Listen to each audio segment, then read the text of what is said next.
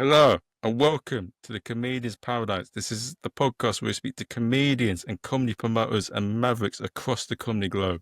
Now, this guy is an absolute Irish stormhouse of comedy. I saw him in the Belfast Empire completely storm it in an absolutely amazing show at the Belfast Empire. His name, his first name, is like the best football player in Liverpool's history, Steven Gerrard. But he likes to be short, like Ger. His name is a powerful name that could conquer the world. His name is Ger Staunton. He's conquered the Irish comedy scene. He's performed in New York. He's conquered Northern Ireland. You're going to absolutely love him. Welcome, Gerard Staunton. Oh, Or so Ger close. Staunton. You were doing so well, Myron. You were nailing it. The only bit that I'm going to get taken out for there is I've conquered the north of Ireland. There's a lot of Irish guys who've got into trouble for much less Okay. than that So sentence. Let's not say I conquered it. Conquer and north of Ireland don't always he, go well together. I'll say he smashes it wherever he performs. I did an alright gig there. Let's go with that for now. Yes, yes, yes. But is it better to be mellow with a gig and say I've done all right than like you hear it sometimes and you see it with comics, they'll do an all right set or they'll bomb, but they'll think that they've smashed it. Well, I think it's better to just do well and then just say, yeah, that was fine because Yeah. it's a job. I mean, it's a job. You don't see firefighters coming away from a house that's still burning going, well, I had a good time.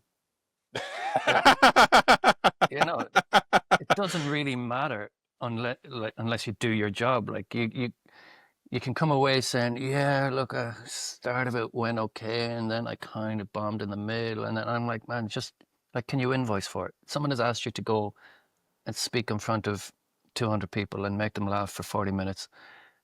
Did you do your job? And can you invoice for it?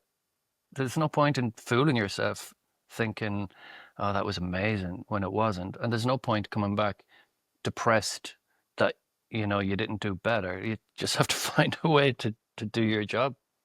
There's no point in a taxi driver bringing you to the wrong venue and say, oh, we all had a good time though, didn't we? That's just, I don't want to sound too Roy Keane about it, but at the end of the day, it's a job. So there's no point in ringing your friends, telling them how well you've made your pizza. You just make your pizza and give it to the customer and move on to the next one.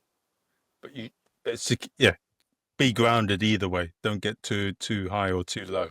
Exactly. Yeah. Well, also, if you get really high after a gig, you're kind of setting yourself up for feeling like if you're letting your emotions be dictated by your performance, then on the high side, you're also letting that happen on the low side. You're leaving that door open on the low side. Okay. And you might end up getting your mood or your day might get dictated by how well or how badly you do your job. So you might be better just making it I don't mean phone it in or anything like that. I mean, you still have to work hard and you still have to get your jokes in order and learn them and go up and deliver them. But after that, just like get in the car and go home.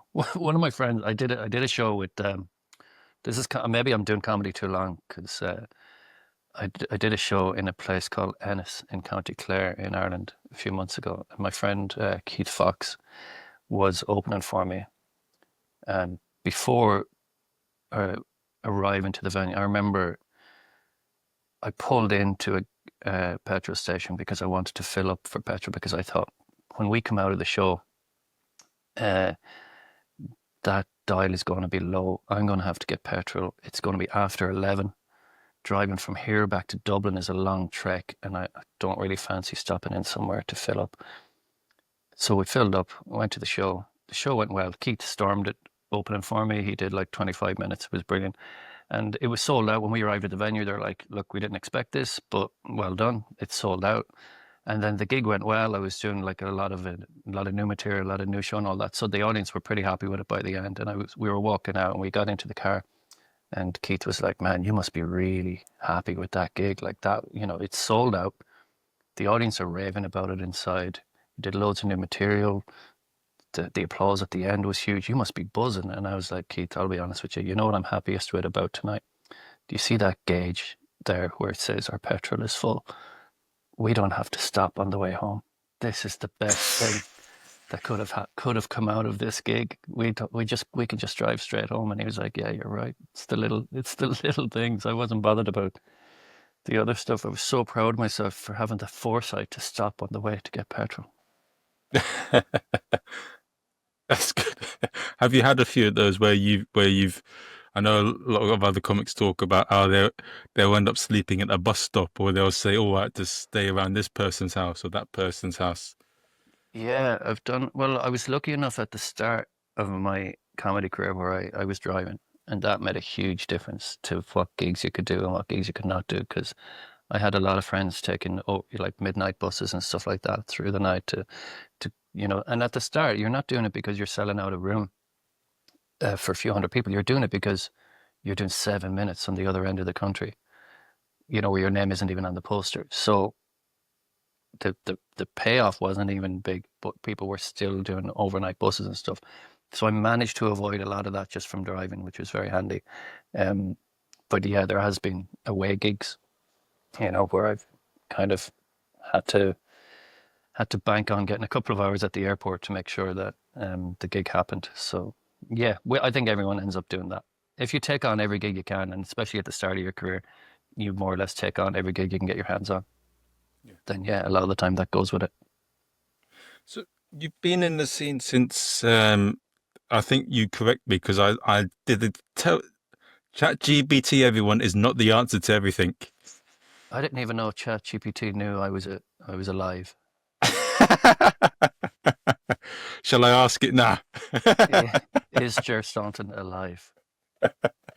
Let's have a look. Is Ger Staunton alive? It says it's searching. It says the Irish stand-up and actor is very much alive and active. Frequently posts about upcoming gigs. He released a comedy special called Live from Castlebar about a year ago. Okay, right. All right. ChatGPT knows more about me than my dad. But you've been doing comedy for a long time, like around a decade. What have you noticed about like the Irish comedy scene? Because I know in London the scene's changed a lot. It's gotten more exploitive, more bringer shows than it used to have, and there's a few big comedy clubs that have come up here and there. Like Angel have their own venue.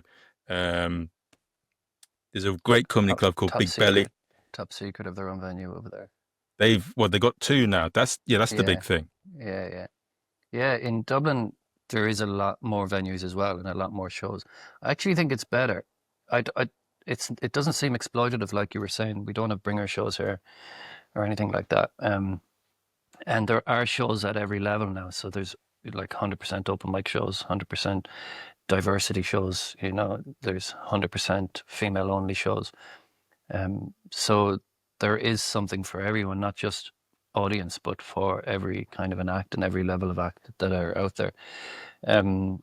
So it is, I think it's got better. Like we were talking about it yesterday or 2 days ago. Myself, Keith and Martin Angola were doing so it was like a chat for a TV thing Martin is doing where we had to talk about the early days of the scene.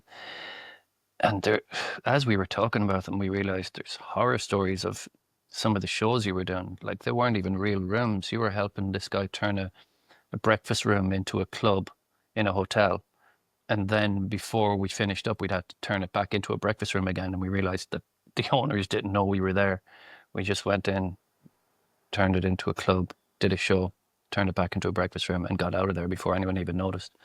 There was other rooms where there's just like you're going downstairs into what seemed like dungeons and you didn't know anybody.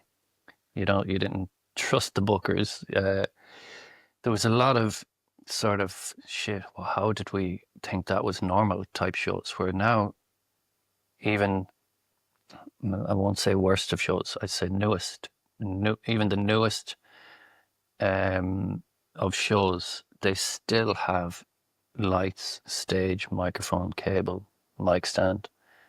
You know, you normally invoice for your pay. It's not just some dodgy handshake in a car park. Like a lot of it has become a little bit more open and above board. And yeah, we're lucky at the moment it hasn't become exploitative or anything. So I think if anything, it's got better since I started because it's almost like school. You know, when you talk to your dad about school or you talk to kids these days about school, and you're like, oh wow, you didn't get beaten around the classroom by a Christian brother. And then if you say that to your dad, he go, like, oh, we were lucky if we just got beaten around because we got this, and then someone else got this. And every time you go back a generation, it seems to have gotten worse. Whereas I think now we're in an okay place. We're in a lucky place with the comedy scene, and particularly in Dublin. I think it's gone pretty well. Oh, look, well, well done. Good. It Yeah. seems to be the other way with the UK and London. All right, you guys are going to have to come over here and do some shows. But there is quite a bit of swapping, isn't it? Because I know there's a lot of like Damien Clark does the UK and Irish scene, Yeah, he and goes there's a over a guy. lot, and he runs a show here. He runs the Crack down in Dublin. They do 7 nights a week. So he's juggling being a booker and doing his own shows. So he travels a lot. Yeah. If I go to the UK, I tend to do it in kind of like blocks of, 4 or 5 days and try and do as many shows as I can in that. Whereas Damo, I know he'll jump on. He does this thing that we were talking about a few minutes ago. He'll jump on a ferry, do an overnighter, and rent a car, drive to somewhere, do his show, and then do the same coming back. So he goes over and back a lot, whereas I tend to do it in blocks if I can. I've got friends in London as well that I wouldn't mind turning all my London shows into a chance to meet people and, hang out with friends that I haven't seen in a while. So I tend to not do the straight over, straight back thing as often. Okay, yeah, yeah, yeah. From what you've seen of the Irish and the UK scene, what would you make of like how from your experience of them when you performed in them? How have you noticed in terms of them being different? Um, I think I find the audience is a little bit different. Uh, I don't know if this is even a thing or it's just my imagination, but when it comes to, a lot of Irish acts are known for storytelling and for maybe longer jokes and slower build-ups. I find I don't get away with that as much in the UK. I don't, I find myself having to speed up a little bit. And it's not a bad thing. I think it's probably a good thing because you can get complacent in Ireland if people are really patiently sitting around waiting, 4 minutes for your punchline. That's not a healthy thing either. Whereas in the UK, I find maybe it's just a big city thing. Maybe audiences in life in general are in more of a hurry. Whether it's going to work, coming from work, uh, booking tickets, going to shows, getting their taxi. And I think that translates to on the stage where there's a little bit of a sense of, all right, come on, dude, get to the punchline. And it's almost like there's so many things you can do in London with your night out that if you've committed to going to comedy, you do want a lot of payoff. You don't want to sit there for too long waiting for your punchline, no matter how droll or deadpan this Irish guy is. You still kind of want your payoff with the punchline. So I find myself speeding up a little bit with my material and my delivery when I'm in the UK. And I think it's an all right thing because then I bring that back to Ireland and I deliver it and I find it I'm a little bit sharper because of it. I'm not hanging around too long on setups and stuff like that. So I enjoy it. I enjoy the mix of the two, but I do think the UK stuff is a little bit faster. Do, do you find if you gig in the UK or if you gig in America, because you got an Irish accent, the people also, on the flip side of that, they give a bit of leeway? Like you get maybe a minute more because they like you more and you're like an exotic fruit. In America, definitely. I think there's a lot of us in the UK at the moment, so maybe we're not as exotic uh, in the UK as we used to be. But in the States, yeah, I did hear that from some of the acts in the States where they were like, dude, you get your first 2 minutes for free. Like we have to work for our first 2 minutes. You get your first two for free. And it's up to you then whether you continue on that trajectory and you're able to keep the crowd entertained with your jokes or you nosedive it, but at least you get your trial period. And yeah, it is a bit of it's a bit of a privilege, to be honest. I don't deny it. And also when when booking shows, if I'm an American living in New York, working my way from my 5 to my 7 to my 10 and trying to get in with clubs, I'd be very annoyed when an Irish guy messages the club and says, "Hey, I'm in town next weekend." And the club says, "Yeah, you can come and close." That's a privilege that I completely recognize, that we do get a little bit more leeway. Not just because, maybe your accent or whatever, but also because you're traveling, you're landing in town, and all of a sudden they go, "All right, he's only here for 3 days. We better give him a couple of shows." And yeah, I can imagine that's frustrating if you're on the other end of that. And I do recognize it. Don't worry. When I have a privilege, I recognize it. But you also get sometimes funny looks from some of the other acts, because I know that Adam Rowe, when he was doing a lot of the big clubs in New York, because you got a few people who were just queuing for the open mic, like Potluck and all of that, were giving him looks to kill. Yeah, yeah. I imagine I get a lot of, "Who's this guy coming in closing on a weekend?"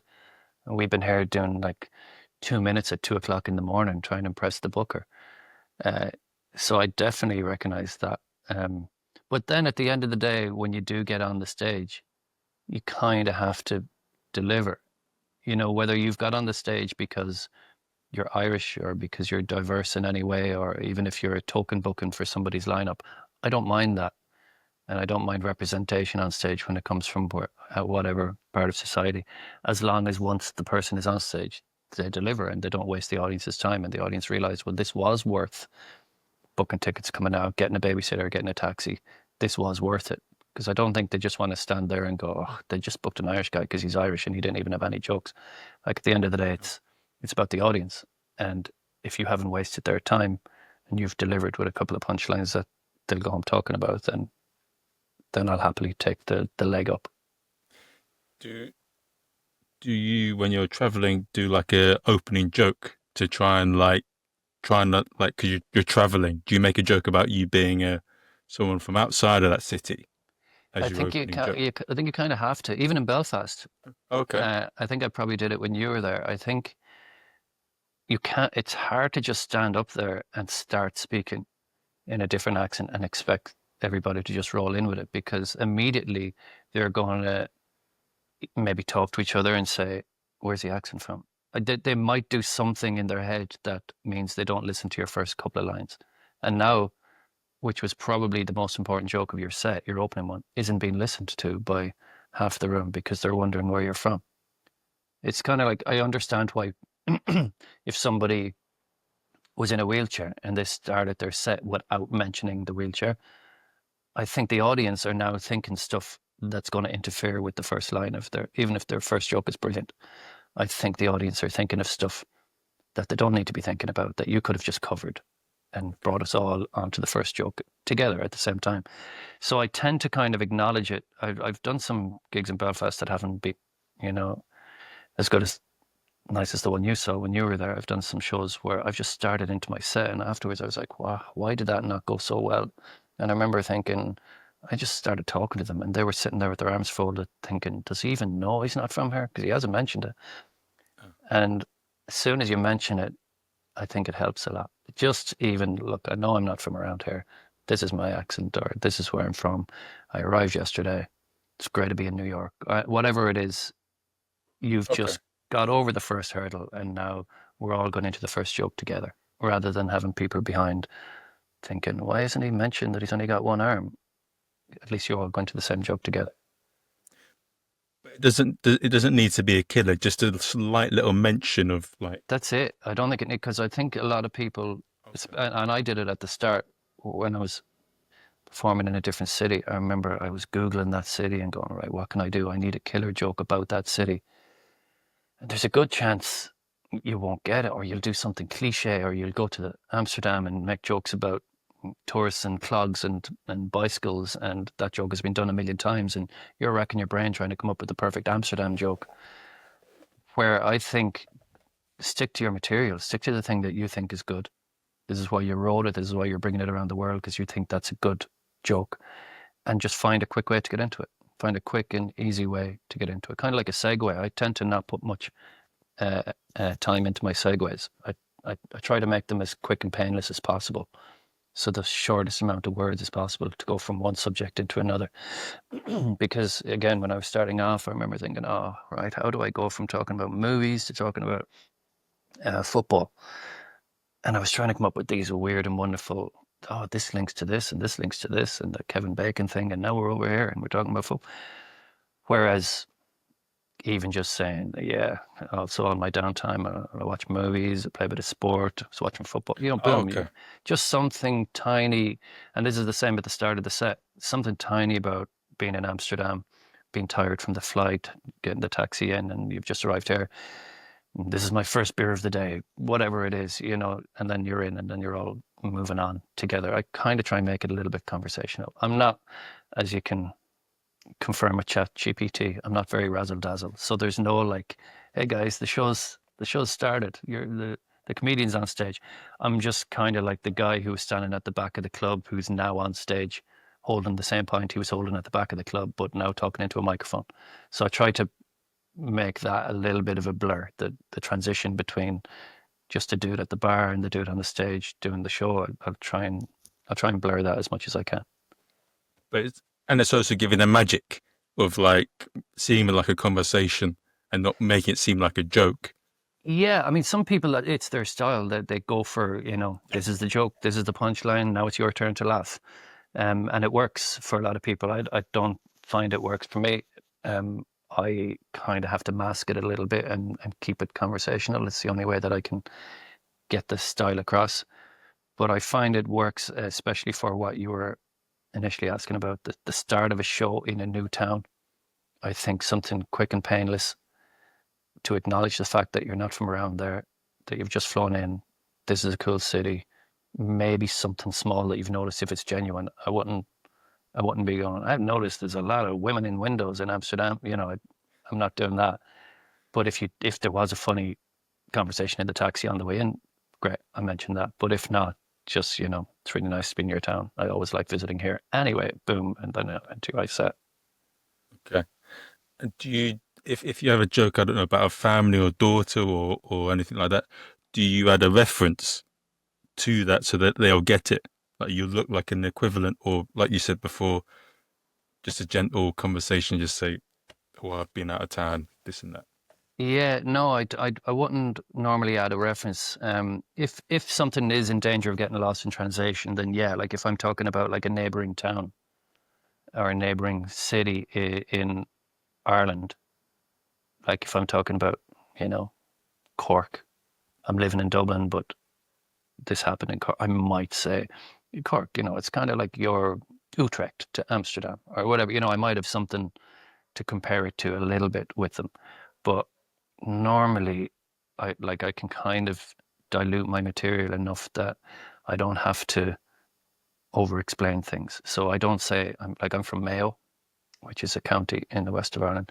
I don't say Mayo when I'm in Austria. I'll just say the west of Ireland, and if I'm talking about Cork, I don't have to actually say Cork. I can say it's another big city south of Dublin, whatever it is. I'm just kind of keeping things as generic as possible. So I don't have to go into big explanations. I just find it, if you've worked really hard on your set, then you can only kind of slow it down with those kind of things. It's almost like you're just inserting speed bumps into your set the whole way through. When if you just give people enough credit and don't use anything too specific when it comes to details, then I think most people will come along with you. Yeah.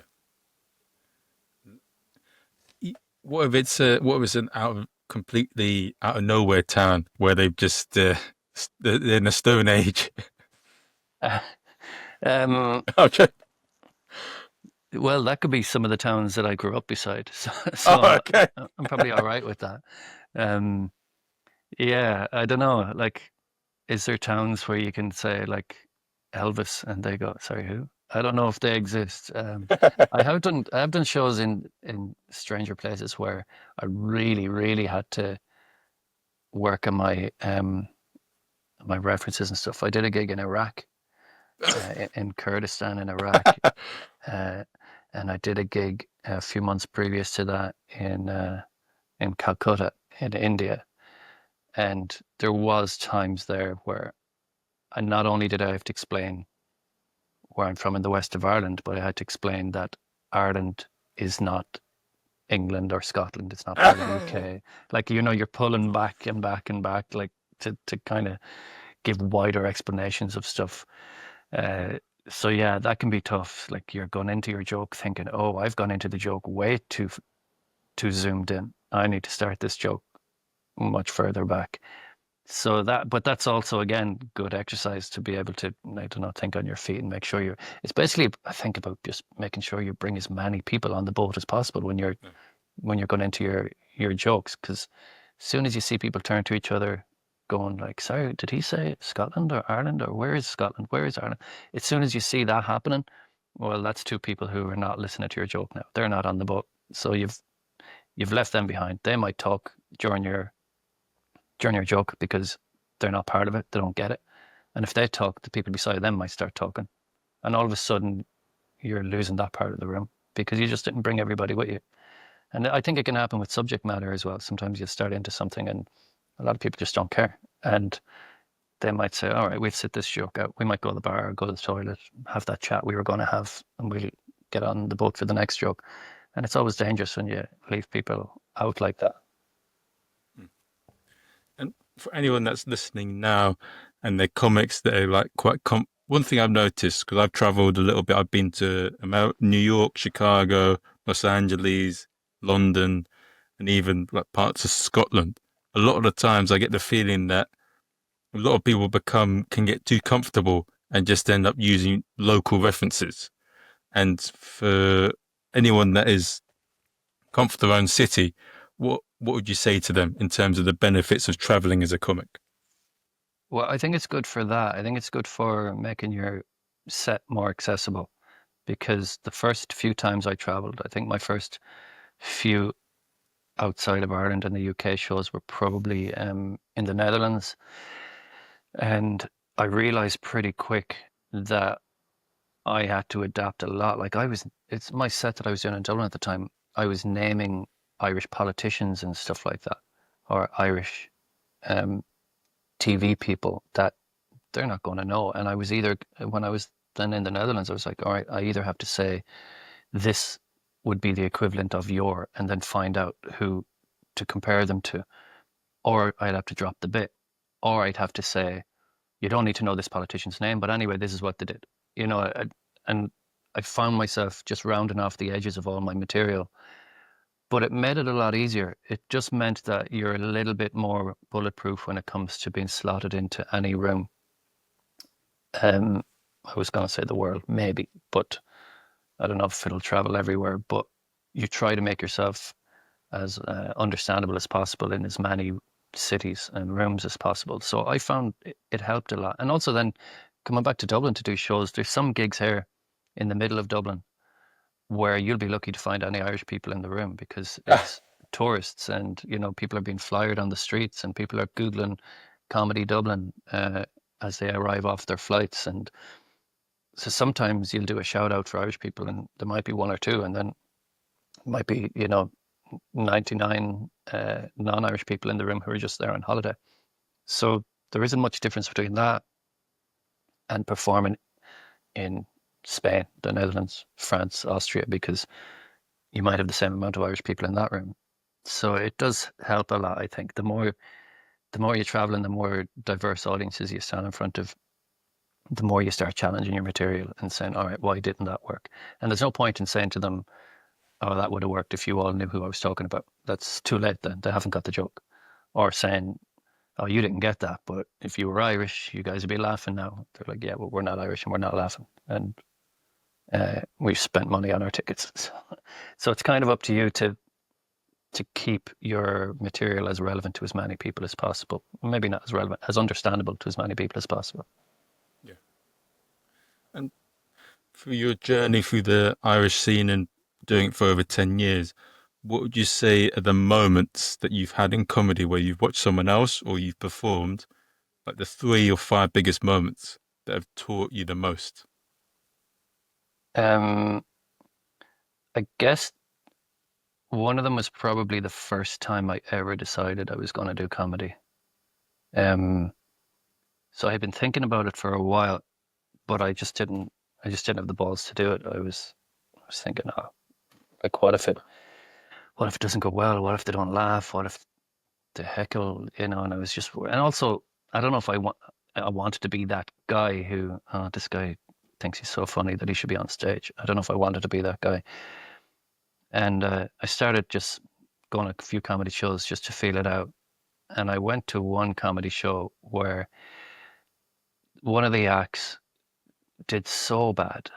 Like, so the audience didn't know where punchlines were. This guy was just up there talking and like struggling so hard. And I remember thinking, nobody is shouting at him. He's doing his thing. No one is laughing. No one is throwing their shoes at this guy. No one's heckling him.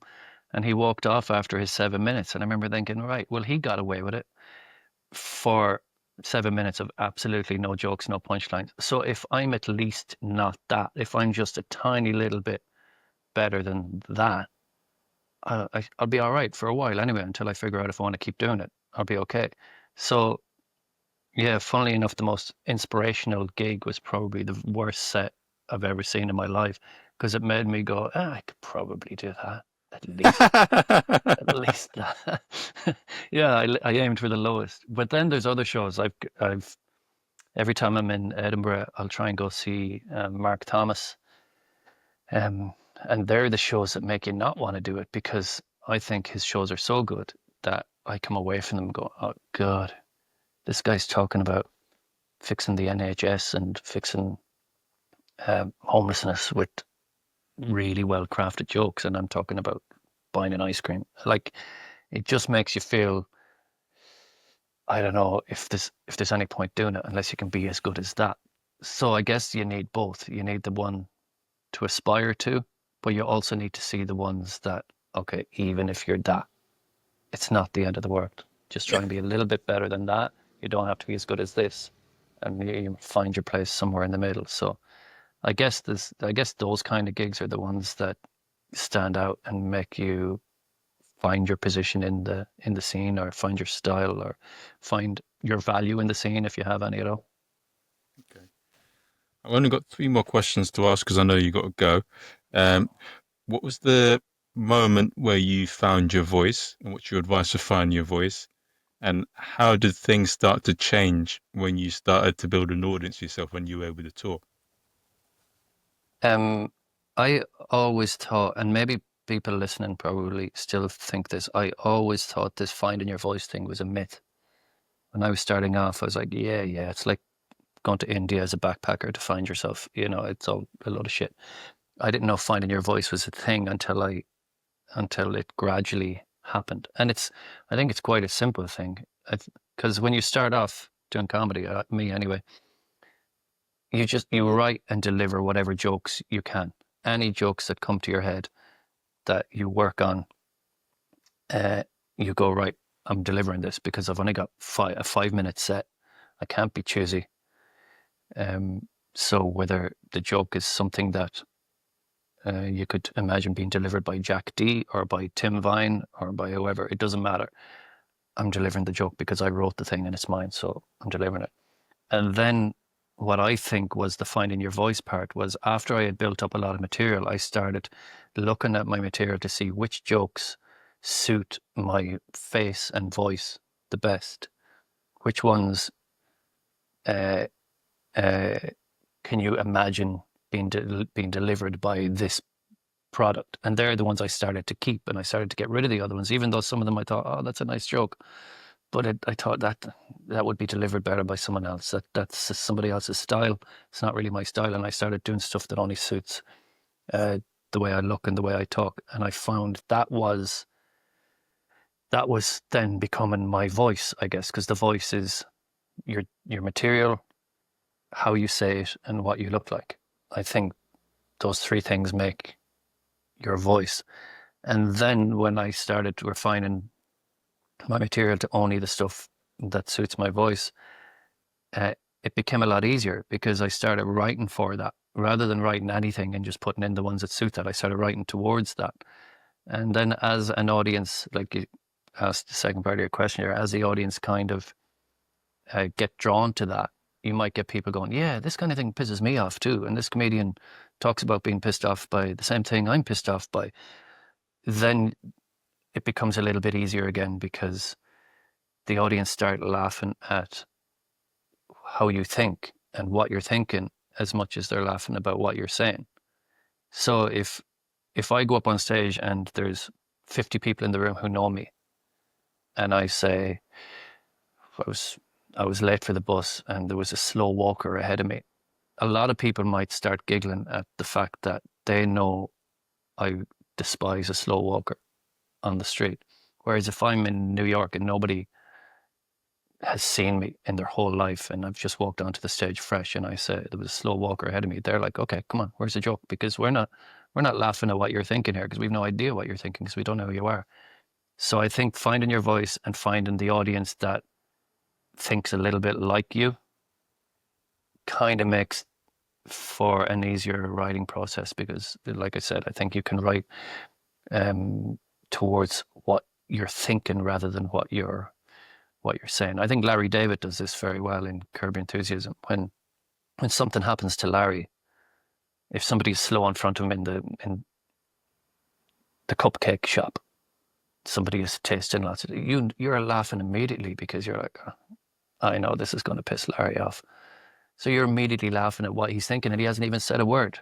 That's because he's painted his voice so well for us over the years that he doesn't even need to make a joke. We know what he's thinking. And I think that's the benefit of not just finding your voice, but finding your audience as well and having the two of those things come together. And with comics that, because I sometimes see it in comedy where a lot of people are trying to, some people, a small number, are trying to be like comics they've seen rather than what they find funny or their own thing. And they're worried about not being booked by certain clubs if they do a certain kind of comedy. And if they had that kind of reservation, what would you say to them? Well, I don't think you can rush finding your voice. Like I think, and I started off writing every kind of a joke. Whatever I thought was funny went into my set, like I said. But I think finding your voice just happens to you. If you do it for, I don't know, 5 years, you'll have found your voice in 5 years. It's just a time thing. It's not, I don't think it's a technique thing or anything. It's just a time thing and you just gradually see it happening. Whereas if you do comedy for 6 months and you're like, okay, what's my voice going to be? Am I going to be this guy, this guy, this guy? That's fine. Whatever gets you over your first few shows, because they're hard enough at the best of times, whatever gets you over those. But I guarantee if you do comedy for 5 years, in year 4, year 5, you'll have found your voice. So I wouldn't even worry about it. It's just something that's gradually going to happen. It's like planning on getting old. There's no point. That's got to look after itself. And for anyone that's so, what do you have a take on comedy that you think that is often not said? Because I know I interviewed loads of different people in here, and I often get especially for someone that's been going 10 years or 20 years, they've been doing this game and long enough, they often see things that a lot of people that haven't been going as long see. What is something that you see in comedy that you think needs to be changed that a lot of people aren't aware of? It's a tough one off the top of the head, but I do find that over the years and me getting older, I'm 46 now. I started comedy when I was, I don't know, 30, 34, 35, something like that. So I've kind of been an adult the whole time through comedy.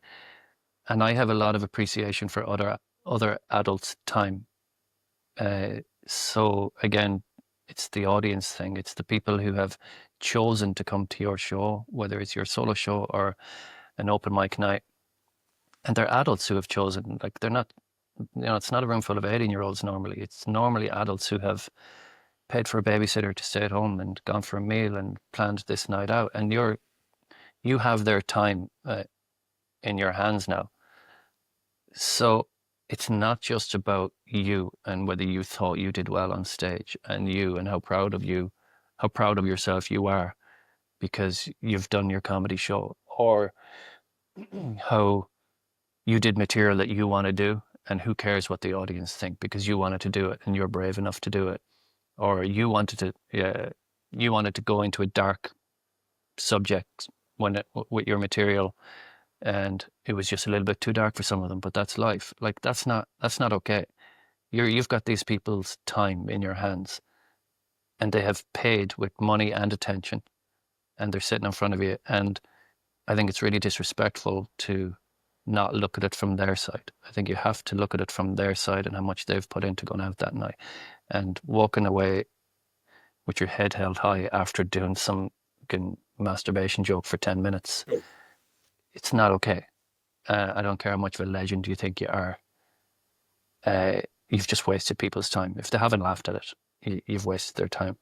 And I think it's short-lived. I don't think you'll do it forever. I think it might be an immature thing that I was lucky enough to, like, if I had gone on stage at the age of 21, I probably would have been completely rubbish, and doing it for myself and laughing, giggling with my friends backstage after, saying, "Did you see the look on that old man's face when he didn't know what to do because he wasn't laughing at this bit? Wow, that was amazing."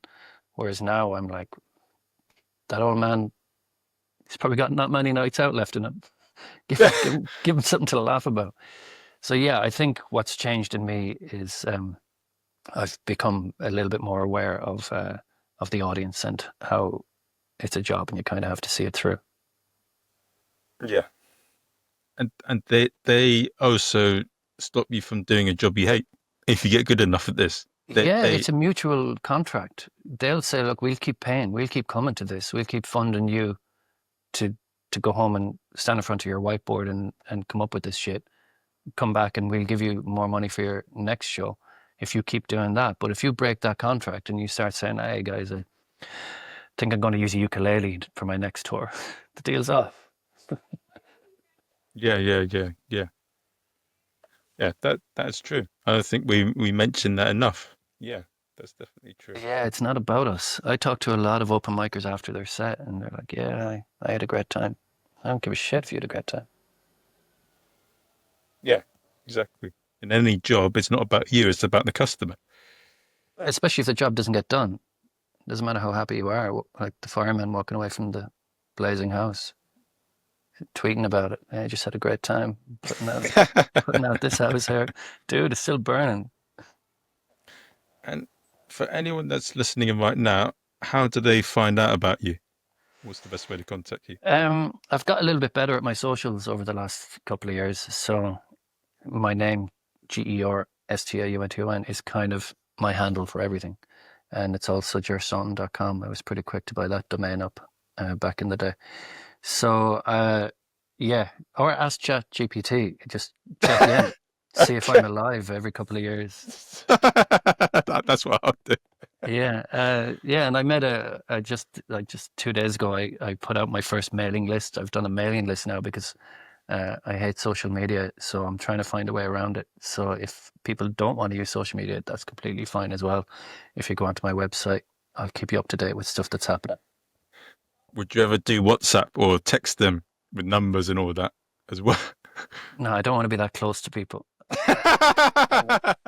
Like, I'm even considering leaving my family group chat. Look, it's too tight. We're too accessible. Fair enough. Well, guys, I hope you've enjoyed the episode. We've got a few episodes coming up. We got a former boxer coming on. We got a comedian all the way from the USA, as Borat would say. And I think I plan to. I often, if I say I'm going to do something, I probably don't do it. So I try and do it. But I'm going to try and get a few Edinburgh Fringe people coming in because it's Edinburgh Fringe season. So hope you've enjoyed it. Take care, guys.